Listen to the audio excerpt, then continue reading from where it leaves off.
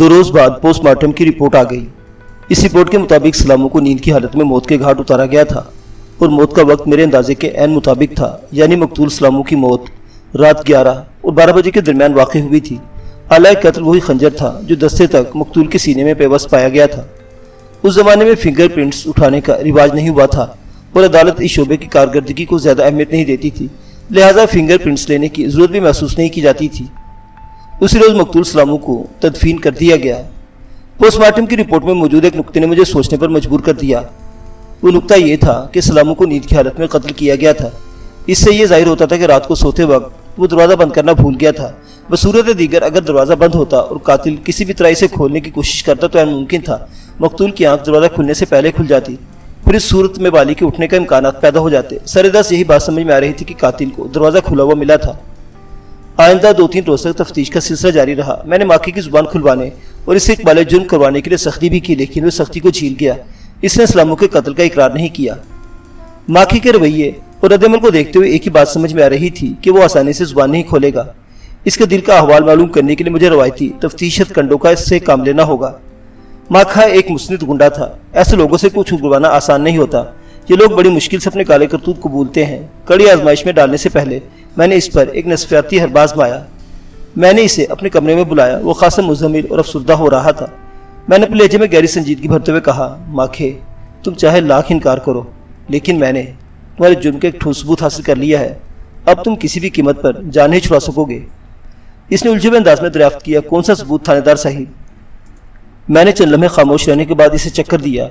माखे, मैंने आला कत्ल का लेबॉर्टरी टेस्ट करवाया है, जिससे साबित हुआ है वो खंजर तुम्हारी मलकियत है।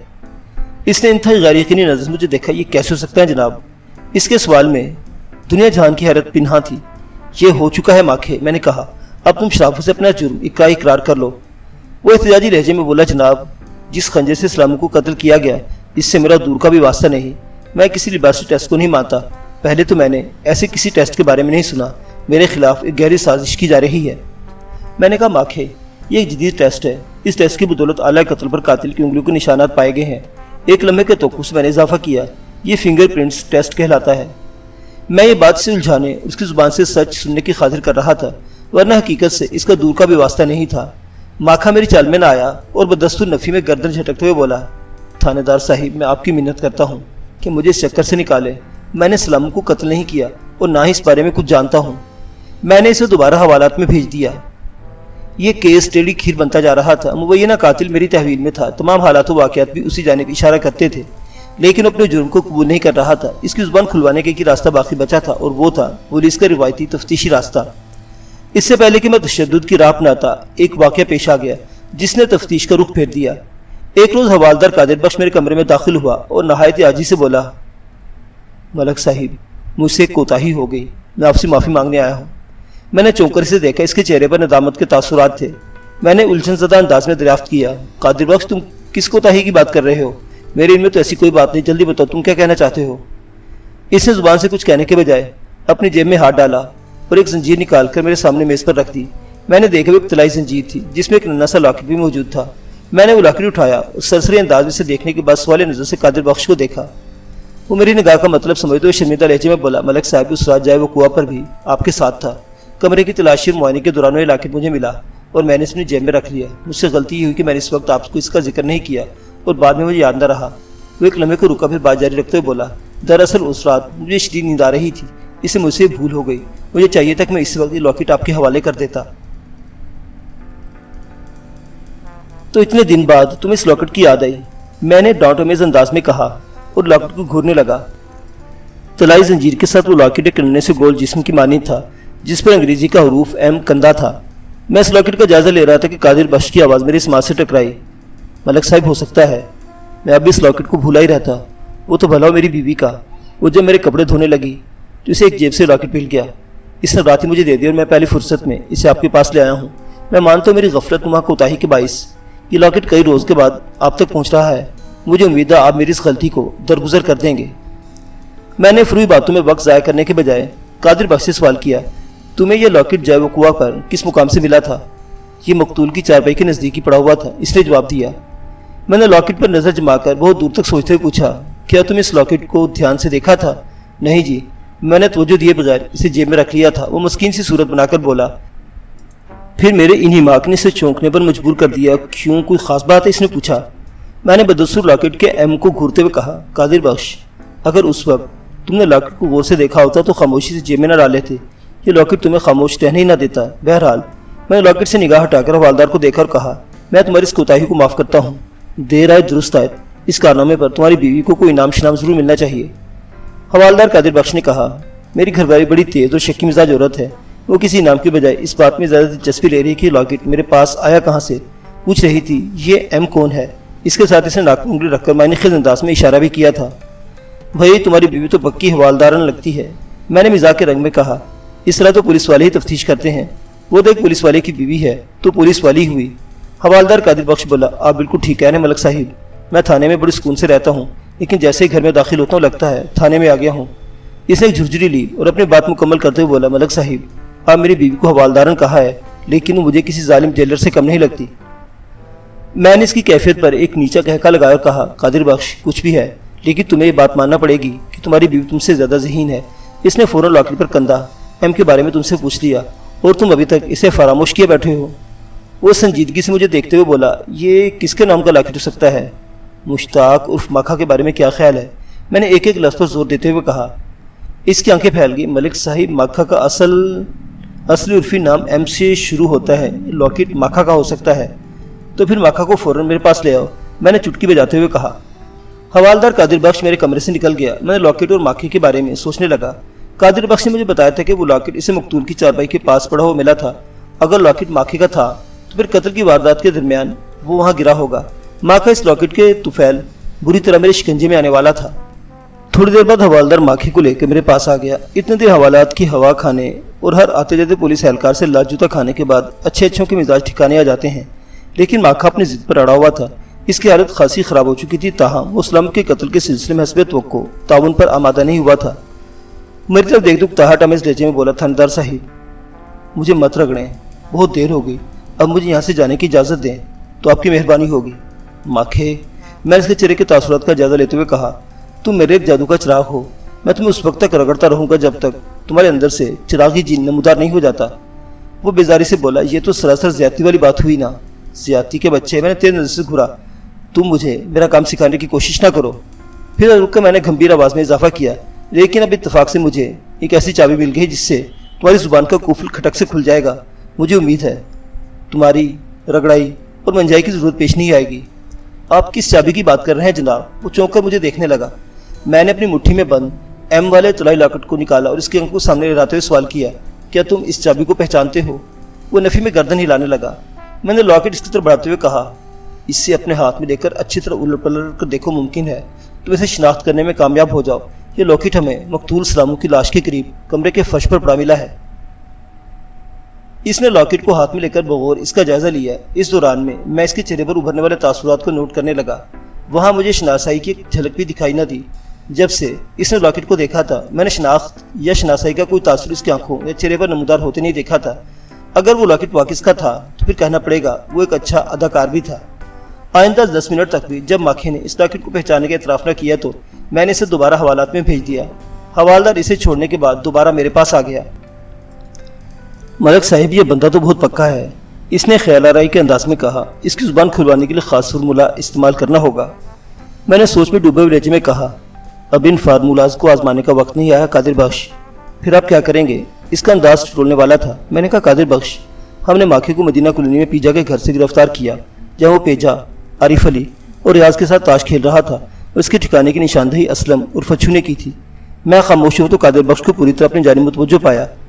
اس نے بات آگے بڑھاتے ہوئے کہا، یہ تمام وہ افراد ہیں جو ماکھے کے بہت قریب رہے ہیں، ہم انہیں تھانے بلا کر یہ لاکٹ دکھائیں گے۔ کوئی تو اس بات کی تصدیق کرے گا کہ اس مذکورہ لاکٹ ماکھے کے گلے میں اس کے پاس دیکھا ہے۔ اس تجربے سے معاملہ بالکل صاف ہو جائے گا، یعنی اس لاکٹ کا معمہ حل ہو جائے گا۔ وہ تائیدی انداز میں سر ہلاتے ہوئے بولا، آپ کی تجویز بہت زبردست ہے۔ میں نے قادر بخش کی ڈیوٹی لگا دی کہ وہ مطلوبہ افراد کو تھانے بلوا لے۔ اس روز سورج غروب ہونے سے پہلے ہم اپنے مقصد میں کس حد تک کامیاب ہو گئے۔ اچھو، ریاض و عارف نے تو لاکٹ کو دیکھ کر اپنی لا علمی کا اظہار کر دیا۔ البتہ پرویز عرف پیجا نے ایک عجیب انکشاف کیا۔ تھانے دار صاحب، وہ پرخیال انداز میں بولا، مجھے اچھی طرح یاد ہے یہ لاکٹ، یہ بالکل ایسا ہی لاکٹ پہنے शहरी बाबू के पास देखा था। मैं सीधा होकर बैठ गया। शहरी बाबू, ये कौन है भाई? इस लड़के का नाम तो माजिद है जनाब, पीजा ने बताया, लेकिन कॉलोनी में सभी से शहरी बाबू कहते हैं। ये लॉकेट मैंने इसके गले में पड़ा देखा है। मैंने पूछा, माजिद को शहरी बाबू को कहा जाता है? एम की मुनासबत से वो लॉकेट माजिद पर फिट बैठता था। पीजा ने मेरे सवाल के जवाब में बताया, वो इधर लाहौर में पढ़ता है। इधर मदीना कॉलोनी में सब शलवार कमीज या आम देहाती लिबास पहनते हैं। माजिद वाहिद आदमी है जो पैंट शर्ट में यहाँ आता है, इसी वजह से लोग इसे शहरी बाबू कहते हैं। माजिद में मेरी दिलचस्पी बढ़ने लगी। इसका लॉकेट जब वारदात में पाया गया था, इससे तो ये ज़ाहिर होता है इस वारदात में माजिद का हाथ रहा होगा। इसी वाले से वो लड़का अचानक बहुत ज़्यादा अहम हो गया था। मैं इसके बारे में ज़्यादा से ज़्यादा जानना चाहता था। मैंने पीजा से पूछा, तुम्हारा वो शहरी बाबू अगर लाहौर में तालीम हासिल कर रहा है तो फिर मदीना कॉलोनी में वो क्या लेने आता है? क्या यहाँ पर किसी से इसकी रिश्तेदारी है? पीजा ने बताया, जनाब आप रिश्तेदारी की बात कर रहे हैं। माजिद को तो माँ बाप मदीना कॉलोनी में रहते हैं, लाहौर में तो अपने बड़े भाई के पास रहता है। ओह, मैंने गहरी सांस खारिज कर पूछा, आजकल वो शहरी बाबू मदीना कॉलोनी आया हुआ है? वो कुछ सोचते हुए बोला, पिछले दिनों वह कॉलोनी ही में था लेकिन अब वापस आ चुका है। मेरे कान खड़े हो गए। मैंने इससे पिछले दिनों का हिसाब तलब किया। ये तो वही ऐसा निकला जब सलामू के सीने में खंजर घोंपकर मौत के घाट उतारा गया था। यानी वकूआ की शाम वो मदीना कॉलोनी में मौजूद था और उससे अगले रोज वो लाहौर रवाना हो गया था। इस सूरत हाल ने माजिद और शहरी बाबू को मेरी नज़र में शकालूद कर दिया। मैंने पीजे से पूछा, क्या तुम्हें मालूम है माजिद का बड़ा भाई लाहौर में किस जगह रहता है? नहीं जनाब, इसने माजूरी जाहिर की। फिर बोला, ये बात इसके बाप साजिद अली से पूछी जा सकती है, वो लोग तो इधर ही मदीना कॉलोनी में मौजूद हैं। पीजा की तजवीज़ में वजन था। मैंने इस शहरी बाबू के देहाती बाप साजिद अली के घर का पता दरियाफ्त किया, फिर इसे ताकीद की कि वो हमारे दरमियान होने वाली गुफ्तगू का किसी से जिक्र न करे। इसने मुझे यकीन दिलाया कि मेरे हुक्म की तामील करेगा। इसके बाद मैंने पीजा को रुखसत कर दिया। अगले रोज सुबह मैं मदीना कॉलोनी पहुंच गया। मेरे साथ ऐसे ही फजल इलाही भी था। फजल इलाही इन दिनों शबीना ड्यूटी अंजाम दे रहा था, इसलिए वो आसानी से मेरे हत्थे चढ़ गया। जब हमने साजिद अली के दरवाजे पर दस्तक दी तो वो लोग नाश्ता कर रहे थे। साजिद अली स्कूल मास्टर था। वो बड़े इत्तेफाक से मिला और हमें अपने घर के अंदर ले गया। जब हम इसकी बैठक में बैठ चुके तो इसने चाय पानी के लिए बहुत जोर लगाया, लेकिन मैंने ये कहकर साफ इनकार कर दिया कि हम भरपूर नाश्ता करके आए हैं और ये बात रस्मी नहीं बल्कि एक हकीकत थी। मास्टर साजिद अली ने जब हमारी आमद की गर्ज़ व पूछी तो मैंने एम की शनाख्त वाला वो तलाई लॉकेट इसकी जाने बढ़ा दी और कहा, मास्टर साहिब, ये लॉकेट मुझे एक संगीन मुकाम से मिला है। मुझे पता चला ये आपके बेटे माजिद का है। आप तस्दीक या तरदीद कर दे तो बात आगे बढ़े। मास्टर साजिद अली इस लॉकेट पर निगाह पड़ते ही पहचान गया था, ताहम जवाब देने में इसने चंद लम्हे सर्फ किए। इस दौरान में वो लॉकेट को हाथ में घुमाते हुए कुछ सोच भी रहा था। थानेदार साहिब, ये लॉकेट मेरे ही बेटे का है, इसने ठहरे हुए अंदाज में कहा। आपको ये कहाँ से मिला? इसके लहजे में गहरी तशवीश छुपी हुई थी। मैंने लॉकेट के हवाले से किसी संगीन मुकाम का जिक्र किया था। वो एक जवान बेटे का बाप था। इसका परेशान हो जाना कुदरती अमर था। इसके सवाल के जवाब में मैंने मास्टर साजिद अली से कुछ छुपाना मुनासिब न समझा और मुख्तसरन इसे सूरत हाल से आगाह कर दिया। वो एक माकूल और शरीफ आदमी था। पूरी बात सुनने के बाद इसने भराई हुई आवाज़ में कहा, थानेदार साहिब, मैं आपकी तहकीक व तफ्तीश को तो झुठला नहीं सकता, लेकिन एक बात मैं पूरे वसूख से कह सकता हूँ कि माजिद कत्ल जैसी किसी संगीन वारदात में मुलविस नहीं हो सकता। मेरे से इत्मीनान की वजह यह है कि मुझे अपने खून पर पूरा भरोसा है। मैंने आज तक रिज़्क़ हराम का एक दाना घर में नहीं लाया। मैंने कहा, यकीनन आप बजा फरमा रहे होंगे, लेकिन मैं भी तो कानूनी तकाज़े पूरे करने के लिए मजबूर हूँ। फिर मैंने इजाफा करते हुए कहा, मुझे उम्मीद है आप मुझसे भरपूर ताउन करेंगे। वो पुरसोच अंदाज में पूछने लगा, अब मुझसे किस किस्म का ताउन चाहते हैं? मैंने कहा, मैं ये बात तो मालूम कर चुका हूँ कि माजिद चंद दिन यहाँ गुजारने के बाद वापस लाहौर जा चुका है। इत्तफाक से वो जिस सुबह यहाँ से रवाना हुआ उससे पिछली रात सलामू का कत्ल हुआ है। इस तनाजुर में आपके बेटे की ज़ात और ज़्यादा सवाल निशान बन जाती है। मैंने चंद लम्हात का तवक्कुफ करके नहायत ही मोतदिल अंदाज में कहा, मैं फौरी तौर पर आपके बेटे माजिद अल मारूफ शहरी बाबू से मिलना चाहता हूँ। आप या तो इसे आज यहाँ बुलवा लें या फिर इसका लाहौर का एड्रेस मुझे बताएं ताकि मैं वहाँ जाकर इससे बात कर लूँ। इस मामले को लटकाया तो नहीं जा सकता। वो मुतासाफाना अंदाज में बोला, माजिद को फौरी तौर पर यहाँ बुलाना तो मुमकिन नहीं, फिर मुझे ही लाहौर जाना होगा। मैंने दो टोक लहजे में कहा। सूरत हाल की नज़ाकत का अंदाज़ा लगाने के बाद मास्टर साजिद अली ने अपने बड़े बेटे वाजिद अली के लाहौर वाले घर का पता मुझे नोट करवा दिया। वाजिद माजिद के पास ही रहता था। मैंने मास्टर साहब को शुक्रिया अदा करके वहाँ से उठाया। इसके घर में मेरी आमद का मकसद पूरा हो गया। बवक्त रुखसत इसने कहा था, थानेदार साहिब, मैं एक अमन पसंद और कानून की मदद करने वाला शहरी हूँ। मैं कानून की बालादस्ती को पसंद करता हूँ। मुझे उम्मीद बल्कि यकीन है माजिद किसी भी नोयत के जुर्म में मुलविस नहीं। आप अगर तफ्तीश के नाम पर इसको पूछ करें, इस बात का ख्याल रहे कि एक बेगुनाह के साथ किसी किस्म की ज्यादती ना हो जाए। मैंने मास्टर का कंधा थपकते हुए पूरी सच्चाई के साथ कहा था। آپ اس سلسلے میں بالکل بے فکر ہو جائیں، میں ذرا دوسری قسم کا تھانے دار ہوں، مجھے بے گناہ اور گناہ گار کی اچھی طرح پہچان ہے، اور جرائم پیشہ افراد کو میں دوری سے تاڑ لیتا ہوں۔ آپ کے بیٹے کے ساتھ کوئی زیادتی نہیں ہوگی۔ میں اسی روز لاہور جانا چاہتا تھا۔ اس غرض سے پہلے ہیڈ کوارٹر جا کر اپنے سینئر افسر سے ملا اور اسے تازہ ترین صورتحال سے آگاہ کیا۔ پھر وہاں سے اجازت حاصل کرنے کے بعد میں لاہور روانہ ہو گیا۔ میرے ساتھ حوالدار قادر بخش بھی تھا۔ ماجد کا بڑا بھائی واجد لاہور کے ایک معروف علاقے اچھرا میں رہتا تھا۔ وہاں زیلدار روڈ پر اس کا ایک بڑا سا جنرل اسٹور تھا۔ ماجد MAO کالج میں پڑھتا تھا۔ لاہور پہنچنے کے بعد میں نے متعلقہ تھانے میں اپنی آمد کی اطلاع دی اور اس دورے کی غرض و غایت بھی بتا دی۔ پھر ہم واجد علی کے گھر پہنچ گئے۔ اس وقت سپہر کے 3 بج رہے تھے۔ ماجد کالج سے واپس آ چکا تھا اور گھر میں ہی تھا، اس لیے اس سے ملاقات ہو گئی۔ میں نے ایک احتیاطی برتی کے پہلے ہم واجد کے جنرل اسٹور پر گئے۔ واجد کو جب یہ معلوم ہوا کہ ہم اس کے بھائی سے کسی سلسلے میں بات کرنا چاہتے ہیں تو پریشان ہو گیا۔ اس نے اسٹور ایک باعتماد ملازم کے حوالے کیا اور ہمارے ساتھ گھر چلا آیا۔ میں اور حوالدار اس وقت سادہ لباس میں تھے، لیکن جب ماجد کو پتہ چلا کہ پولیس اس کی تلاش میں یہاں پہنچی ہے تو پریشان ہو گیا۔ واجد نے ہمیں ڈرائنگ روم میں بٹھانے کے بعد ماجد کو وہیں بلا لیا تھا۔ رسمی الیکس لیگ کے بعد میں نے جیب سے ایم والا طلائی لاکٹ نکالا اور اصل موضوع پر آ گیا۔ مذکورہ لاکٹ پر نگاہ پڑتے ہی ماجد ایسے چونکا جیسے کسی خطرناک شے پر اس کی نظر پڑ گئی ہو۔ میں 1 سیکنڈ کے 10ویں حصے میں سمجھ گیا، اپنے لاکٹ کو پہچان گیا تھا۔ اس کی آنکھوں میں شناسائی کی چمک واضح طور پر دیکھی جا سکتی تھی۔ میں نے کھنگار کر گلا صاف کیا اور ماجد کو مخاطب کرتے ہوئے کہا، برخودار، تمہارا یہ لاکٹ ہمیں ایک لاش کے پاس پڑا ملا ہے۔ اب تم بتاؤ گے تم نے اس بے گناہ بیچارے کو کیوں قتل کیا؟ قتل اور لاش کے الفاظ نے اس کے چہرے پر ہراسانی پھیلا دی۔ وہ لکنت زدہ انداز میں بولا، کس کی لاش؟ کون قتل ہوا ہے؟ اس کی کیفیت نے مجھے بتا دیا کہ دال میں کچھ کالا ضرور ہے۔ میں نے اس کی آنکھوں میں دیکھتے ہوئے سخت لہجے میں کہا، سلطان پورہ کا رہائشی سلام الدین عرف سلامو چند روز پہلے اپنے گھر میں قتل کیا گیا ہے۔ یہ اس رات کا واقعہ ہے جس کی اگلی صبح تم مدینہ کالونی سے لاہور آ گئے تھے۔ پھر میں نے ذرا توقع کے بعد کہا، کچھ یاد آیا تمہیں؟ میں بدستور اس کی آنکھوں میں گھورنے لگا تاکہ اپنے تاثرات کو چھپا نہ سکے۔ تھوڑی دیر کے بعد وہ بکلاہٹ امیز انداز میں بولا، وہ تو ٹھیک ہے، آپ کہہ رہے ہیں تو ایسا ہی ہوا ہوگا، لیکن میرا اس واقعے سے کوئی تعلق نہیں، یقین کریں۔ مجھے ابھی آپ کی زبانی پتہ چلا ہے کہ سلامو کو کسی نے قتل کر دیا ہے۔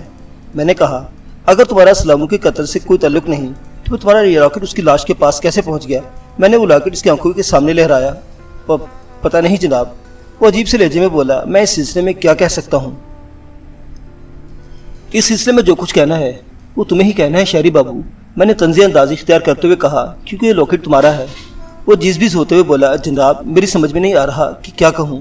اس کے لہجے سے جھلکتی بے بسی کو دیکھتے ہوئے میں نے کہا، تمہاری سمجھ میں سب کچھ آ جائے گا برخودار، میں تمہیں اپنے ساتھ یہاں سے لے جاؤں گا۔ میرے تھانے میں بڑی پراسرار مشینیں نصب ہیں، وہ پتھروں اور مردوں کو بھی بولنے پر مجبور کر دیتی ہیں، تم تو گوشت پوش کے جیتے جاگتے انسان ہو۔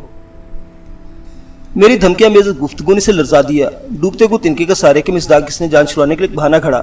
وہ بات دراصل یہ کہ لاکٹ کچھ عرصہ پہلے کھو گیا تھا۔ میں نے جانتا یہ کس کے ہتھے چڑھا ہوگا، اور وہ خود اپنی بات کو ادھورا چھوڑ کر خاموش ہو گیا۔ میں نے سخت لہجے میں استفسار کیا، یہ لاکٹ کتنا عرصہ پہلے کھویا تھا؟ 2 ماہ پہلے؟ نہیں 1 ماہ یا شاید۔ وہ بے ترتیب انداز میں بولا، میرا خیال ہے 15 دن پہلے مجھے پتہ چلا کہ لاکٹ میرے پاس نہیں۔ اس کا لہجہ اور طرز بیان اس بات کی چغلی کھا رہا تھا کہ وہ کامل دروغ گوئی سے کام لے کر حقائق کو چھپانے کی کوشش کر رہا تھا۔ میں نے کڑے تیوروں سے گھورتے ہوئے استفسار کیا، کیا یہ لاکٹ ہمیشہ تمہارے گلے میں لٹکا رہتا تھا؟ جی، وہ ہکلایا۔ پھر تو یہ جیسے گم ہوا، تمہیں خبر ہو جانا چاہیے تھی۔ میں نے اسے ٹھٹولا، لیکن تم بتا رہے ہو 2 ماہ 1 ماہ اور 15 دن، یہ کیا حساب ہوا؟ یہ کیا بات ہوئی؟ کیا تم مجھے بچہ سمجھتے ہو کہ میں تمہاری ان بدمعاشیوں سے مطمئن ہو جاؤں گا؟ ہرگز نہیں۔ میں نے بڑی شدت سے نفی میں گردن ہلائی۔ وہ تھوک نگلتے ہوئے بولا، مجھے یاد آ گیا، یہ لاکٹ 1 ماہ پہلے کھویا تھا۔ وہ مجھے چکر دینے کی کوشش کر رہا تھا، اس کی آنکھیں زبان کا ساتھ نہیں دے رہی تھی۔ میں نے بھی اسے چکر دینے کا فیصلہ کیا اور غصیلے لہجے میں کہا، جھوٹ بولتے ہوئے تمہیں شرم نہیں آتی؟ وہ حیرت سے منہ کھول کر مجھے تکنے لگا۔ میں نے سخت انداز برقرار رکھتے ہوئے کہا، ابھی چند روز پہلے جب تم مدینہ کالونی میں اپنے والدین سے ملنے گئے تو لاکٹ تمہارے گلے میں موجود تھا۔ اس بات کو بھی 1 ماہ تو نہیں ہوا، بمشکل 10 دن ہوئے ہوں گے۔ میں نے اندھیرے میں تیر چھوڑا تھا جو نشانے پر جا کر لگا۔ وہ ایک دم بے حد ہراساں نظر آنے لگا۔ اس کی حالت ایسی متغیر ہوئی جیسے اچانک اس پر کوئی بہت بڑی افطار ٹوٹ پڑی ہو۔ وہ مصیبت زدہ لہجے مستفسر ہوا، آپ کو یہ بات کس نے بتائی کہ 8-10 دن پہلے لاکٹ میرے گلے میں تھا؟ میں نے حقیقت حال تک پہنچنے کے لیے ایک اور جھوٹ بولا، تمہارے گاؤں میں یعنی مدینہ کالونی میں پرویز عرف پیجا رہتا ہے، تم اسے اچھی طرح جانتے ہو نا؟ اسے اس بات میں سر ہلایا۔ میں نے کہا، اسی پیجا نے تمہاری گردن میں لاکٹ کو حمائل دیکھا تھا، اب تم کیا کہتے ہو؟ وہ بدماش جھوٹ بولتا ہے۔ وہ اچانک پھٹ پڑا، میں یہ کیوں نہ سمجھوں کہ تم دروغگوئی سے کام لے رہے ہو؟ میں نے اسے لتاڑا، تمہارے کئی جھوٹ میرے سامنے کھل چکے ہیں۔ وہ اپنے بڑے بھائی کی طرف امداد طلب نظر سے دیکھتے ہوئے بولا، پانی۔ माजिद के रद्दमल से बात वाज़ेह हो गई कि वो इस लॉकेट के हवाले से मुझसे बहुत कुछ छुपाने की अपनी सी कोशिश कर रहा था। इंसान जब कुछ पाता है तो इसे झूठ का सहारा लेना पड़ता है ताकि जब इससे मुतल्लिका शय के बारे में सब्सार किया जाए तो वो कोई और ही कहानी सुना दे। माजिद भी इसी किस्म के तगो-दो में मसरूफ था। मैंने वार्निंग देने वाले अंदाज में कहा, तुम्हें जो पीना है पी लो और जो खाना है खा लो। मैं ठीक 15 मिनट बाद यहाँ से रवाना हो जाऊँगा और तुम हमारे साथ जाओगे मेरे थाने में, जहाँ जिंदा मशीनें तुम्हारी ज़ुबान को मुतहर्रिक कर देंगी। मेरे लहजे में पोशीदा संगीनी और सिफाकी को महसूस करके वो थर थर काँपने लगा। जुबान पर सिर्फ एक ही जुमले की तकरार थी, मैंने सलामू को कत्ल नहीं किया, मैंने सलामू को कत्ल नहीं किया। अल मुख्तसिर, मैं इस रोज़ माजिद अली उर्फ शहरी बाबू को शहर से गिरफ्तार करके अपने साथ थाने ले आया। वो थाना जो चंद गांव देहात की शनाख्त था, जहाँ पर खालिस्तान देहाती फ़ज़ा थी जो शहरी बाबू की सेहत के लिए बहुत मुफीद साबित होने वाली थी। माजिद का जिंदगी में पहली मरतबा पुलिस से वास्ता पड़ा था। 2-4 लात भुक्के खाने के बाद वो राह रास्त पर आ गया और इसने एक अजीबोगरीब इंकशाफ किया। एम वाला मस्कुरो लॉकेट इसने गाँव से रवाना होने से कबल अपनी महबूबा को निशानी दिया था। मैंने पूछा, मदीना कॉलोनी में? वो कौन है तुम्हारी महबूबा? वो मदीना कॉलोनी में नहीं रहती। वो कदरे बहादुरी से बोला। ये एक नफ्सियाती अमरा का सच बोलने के बाद इंसान में एक अनजाना सा एतमाद, एक जुर्रत सी आ जाती है, जबकि दरोग गो हर वक्त तशवीश में मुब्तला रहता है। इस हरले में यह धड़का लगा रहता है कि इसका झूठ खुल ना जाए। झूठे शख्स की मिसाल किसी चोर की सी होती है जिसके पाँव नहीं होते। मैंने माजिद से सब्सार किया, फिर वो कहाँ रहती है, उसका नाम क्या है? जनाब, वो सुल्तानपुरा में रहती है। इसने एक और इंकिशाफ किया, और उसका नाम इकबाल बीबी उर्फ बाली है। मैं उछल पड़ा, ये क्या कह रहे हो माजिद? बाली तो शादीशुदा औरत है और वो खासी शोहर परस्त भी थी। तुम मुझे किसी और चक्कर में तो नहीं डालना चाहते? नहीं जनाब, वो ठहरी हुई आवाज़ में बोला। अब तो मैं सारे चक्रों से निकल आया हूँ। आपको क्या किसी चक्कर में उलझाऊंगा? मैं जो कुछ कह रहा हूँ इसका एक लफ्ज़ सच पर मबनी है। मैंने अचानक पूछा, तुमने बाली के शोहर को कत्ल क्यों किया? मैं एक मरतबा फिर यही कहूँगा जनाब, सलामू के कत्ल में मेरा कोई हाथ नहीं। देखो माजिद, मैंने समझाने वाले अंदाज में कहा, अगर मैं तुम्हारी इस बात पर यकीन कर लूँ कि तुम बाली को अपनी महबूबा समझते हो तो फिर इसके शोहर के कत्ल करने के बाद तुम्हारी ज़ात सबसे ज़्यादा मशकूक हो जाती है। अभी वक्त है हकीकत हाल पर से पर्दा उठा दो, वरना तुम बहुत बड़ी आफत में घिरने वाले हो। वो पूरा इस लहजे में गोया हुआ, थानेदार साहिब, मैंने आपको जो कुछ बताया है वो एक रोशन सच है। आप इस पर यकीन करें या ना करें। क्या तुम्हारी ये मोहब्बत एक तरफा थी? मैंने यकलख्त पूछा। वो पुरस्कुन अंदाज में बोला, नहीं, हमारी मोहब्बत 2 तरफा थी, बल्कि है बाली भी मुझे इतना ही चाहती है जितना कि मैं इसे चाहता हूँ। तुम ये ना समझना कि मैं आंख बंद करके तुम्हारी बात पर यकीन कर लूँगा। मैंने तंबीही लहजे में कहा, मैं बाली को थाने बुलाकर तुम्हारे बयान की तस्दीक करूँगा। आप जैसे चाहें अपनी तसल्ली कर लें। वो बेखौफी से बोला। मैंने इसे हवालात में बंद कर दिया, ताम इसे माखी से अलहदा दूसरे कमरे में रखा गया। माजिद के इंकिशाफात की रोशनी में पहली फुर्सत में बाली से मिलना जरूरी हो गया था। चुनांचे मैंने रात और दिन की परवाह किए बगैर उसे इसी वक्त थाने बुला लिया। बाली को जब पता लगा कि मैंने माजिद को सलामू के कत्ल के इल्जाम में थाने में बंद कर रखा है तो इसका जबत का बंधन टूट गया। बेख्तर इसकी जुबान से निकला, थानेदार जी, माजिद बेकसूर है, इसने सलामू को कत्ल नहीं किया। फिर किसने कत्ल किया है तुम्हारे घर वाले को? मैंने तेज आवाज़ में पूछा। वो नज़र छुड़ाने लगी। मैंने कड़क कर कहा, बाली, अगर तुमने मुझसे कोई बात छुपाने की कोशिश की तो मैं तुम्हारे साथ बहुत बुरा सलूक करूँगा। इसकी गर्दन झुक गई। मैंने कहा, माजिद के मुताबिक लाहौर जाने से पहले इसने एक लॉकेट तुम्हें मोहब्बत की निशानी के तौर पर दिया था, वो कहाँ है? इसने एक झटके से गर्दन उठाई और हवनको की तरह मुझे तकने लगी। मैंने मुस्कुरा लॉकेट इसकी आंखों के सामने लहराया और कहा, जो लॉकेट हमें सलामू की लाश के करीब पड़ा मिला था, ये वहाँ कैसे पहुँच गया? वो यकटक लॉकेट को घूरते हुए बोली, पहले तो आपने इस लॉकेट का जिक्र नहीं किया था। इसकी आवाज़ में लर्जिश नुमाया थी। तुम पहले और बाद के हिसाब को छोड़ो। मैंने इसे घूरा, मेरे सवाल का जवाब दो। वो आएँ बाएँ शाये करने लगी। मैंने ज़रा सख्ती की तो उसने सच उगल दिया। यह सच गोया इसके जुर्म का इकरार था। सलामू को बाली ही ने कत्ल किया था। सलामू के सीने में खंजर उतारते वक्त इसको लॉकेट कमरे में कहीं गिर गया था, जो बाद में बावजूद कोशिश के भी इसे न मिल सका।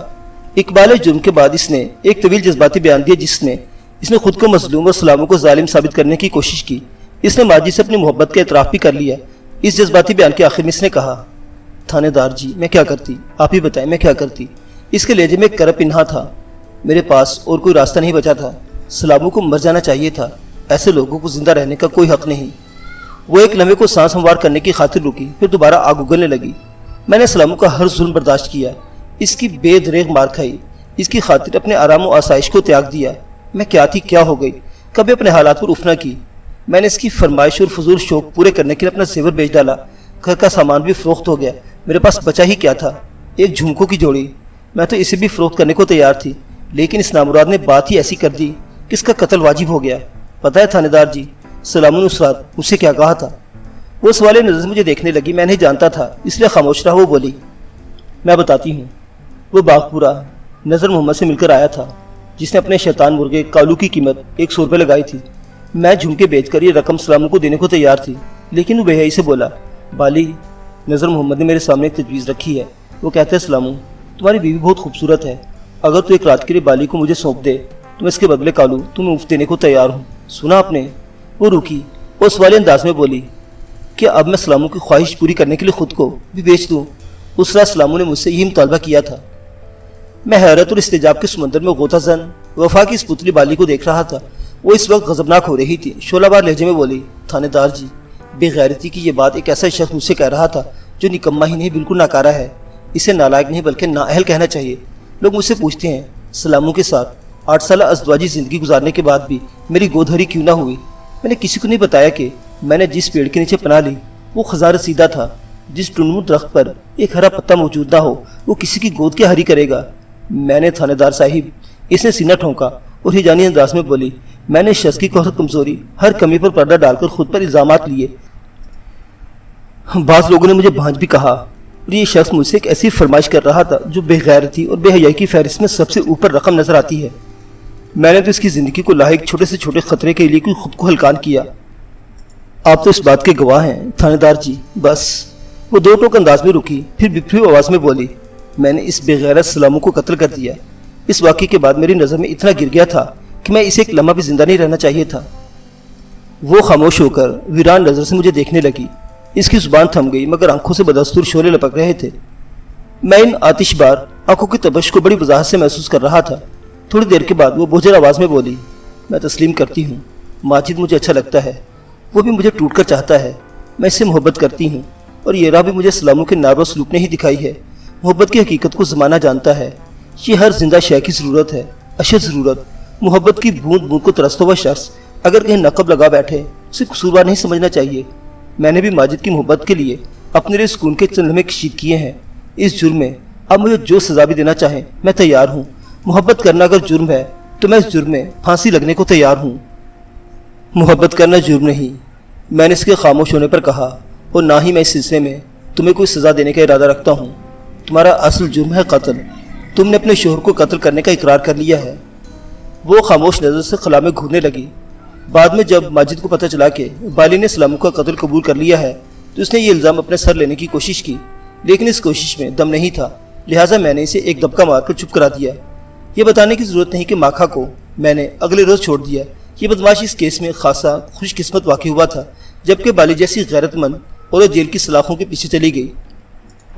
غیرت کی سب سے بڑی خوبی یہ ہے کہ اس کی خاطر جانی یا مالی نقصان اٹھانے والوں کو کسی قسم کا پچھتاوا نہیں ہوتا۔ غیرت مند انسان جیتا ہے تو سر اٹھا کر اور جان دیتا ہے بھی تو فخر سے۔ اس کا سینہ پھولا ہوا اور سر اٹھا ہوا ہوتا ہے۔ آپ کا کیا خیال ہے؟ معزز سامعین، آپ کو اس کیس کی کہانی کیسی لگی؟ اپنی آراء کا اظہار کمنٹ باکس میں کیجیے گا۔ شکریہ۔